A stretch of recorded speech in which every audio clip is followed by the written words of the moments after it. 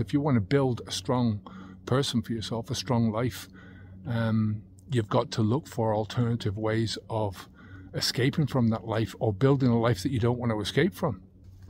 I don't cover weed much on this channel, but I've done weed in my own past. So when somebody says to me, which is more dangerous, alcohol or weed, or what would you prefer, alcohol or weed, you know, this is probably not the video that you're looking for if you want to change over to weed. But I think it's just part of the same problem. You know, when you're asking those types of questions, you're looking around for to replace one drug with another drug, right?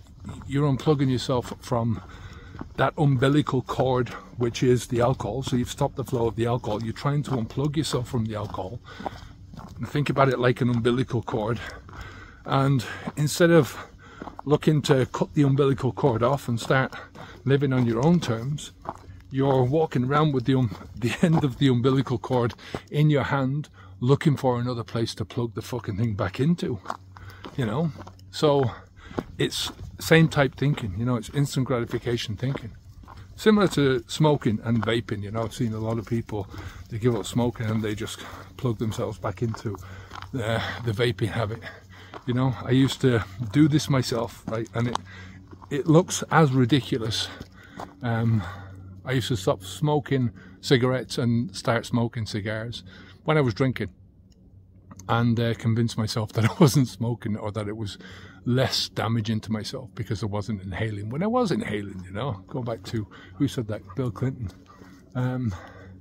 You know, it's just going and vaping and thinking that you're dealing with the problem is just bullshit, because you know, there's no evidence that the vaping is good for you, by the way, or that it's any less harmful for you. Now, I think what you have to do is you have to unplug, as I said, from the alcohol, and cut off the possibility of plugging that umbilical cord back into anything else. If you want to build a strong person for yourself, a strong life, you've got to look for alternative ways of escaping from that life, or building a life that you don't want to escape from, right? You know, any drug, all drugs in that sense have got a trade-off. You know, the biggest trade-offs are time and energy. And think about this in terms of the practicalities. You know, we've only got so much time in life. The older you get, I mean, and most of the people that are listening to these videos, let's face it, are towards at least the second half of their lives. You know, if you're younger than that and you've got families, think practically what you could be doing with that time and energy other than trying to escape. You know, the same with the idea. Think about the idea of using a substance to escape. That's got a massive trade-off. Just that idea alone. You know, the idea that your life is shit and your life is something that you want to escape from, that is built from that mentality of instant gratification, because you're gratifying yourself in the moment and you're not pushing that outwards. You know, even though you might think you're doing it, the more you gratify yourself in the instant, you gratify those desires in the instant, then the more you have to, the more work you've got to do, the more you slip down this greasy slope. And the idea that you don't have the means to push your life in the opposite direction, this is something that we, self-efficacy, that you don't have the tools to do that. The idea of coping with life, you know, having to escape from life. Like I said, you build a life that you don't want to escape from.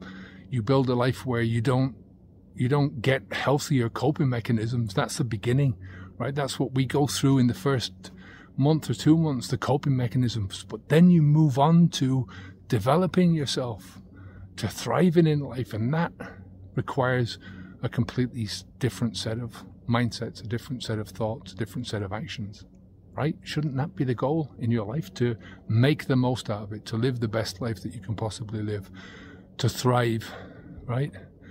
Overall, right? It's not saying that you can't gratify yourself in the moment, that you can't use the moment to reward yourself or to be happy or to do things that are, you know, to eat good food, for instance, or come out on a beautiful day like this, a beautiful crisp day, and go for a walk. It doesn't mean any of that stuff, but it means that in general you're moving towards bigger, better things in your life. Take care of yourself.